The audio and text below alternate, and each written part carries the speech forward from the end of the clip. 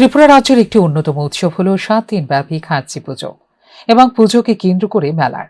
এই খার্চি পুজোর একটি অন্যতম রীতি হল কুমার পুজো। প্রতি বছর জগতের কল্যাণ কামনা করে খার্চি পুজোর সময় পুরাতন আগরতলা স্থিত 14 দেবতা মন্দিরে কুমার পুজোয় সামিল হয় শান্তিকালী সেবাশ্রম অল ত্রিপুরা কমিটি।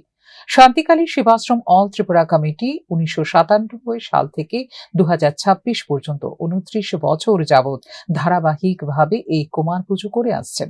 এই কুমার পুজো সহ পুজোর যত আয়োজন রয়েছে সবকিছুই কুমার অর্থাৎ অবিবাহিত যুবকদের দ্বারা সম্পন্ন করা হয়। আমাদের প্রিয়জন কুমার অবস্থাতে তিনি স্বয়ং দেবী মা চন্দিকা আরাধনা করে লাভ করেছেন এবং মা চন্দিকা লাভ করার পর তিনি চতুর্দশ দেবতার মাকে তিনি সিদ্ধি লাভ করেছেন। সুতরাং কুমার অবস্থাতে সিদ্ধি লাভ করতে পারে বলেই তিনি সকল কুমারদেরকে নিয়ে আমরা মায়ের পূজা তিনি রত হয়েছেন।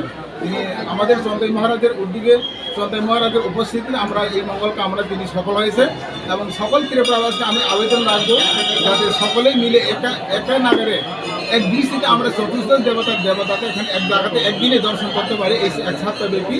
সুতরাং সকল ত্রিপুরাবাসীকে আমি আবেদন রাখবো যাতে সকলে এসে এই 7 দিনের মধ্যে এক লগে আমাদের 14 দেবতাকে দর্শন করবে। এই বছর 14 দেবতা মন্দিরে খার্চি পুজো উপলক্ষে শান্তিকালী সেবাশ্রম অল ত্রিপুরা কমিটির কুমার পুজোয় এবছর 21 জন কুমার অংশ নেন। এই কুমার পুজোর সময় উপস্থিত ছিলেন শান্তিকালী সেবাশ্রম অল ত্রিপুরা কমিটির মহারাজ, ত্রিপুর ক্ষত্রিয় সমাজের সভাপতি, সম্পাদক সহ অন্যান্য সদস্যরা এবং পশ্চিম ত্রিপুরা জেলা পরিষদের ভারপ্রাপ্ত সভাধিপতি বিশ্বজিৎ শীল সহ বিশিষ্টরা। ফিউরো রিপোর্ট, নিউজ নাও।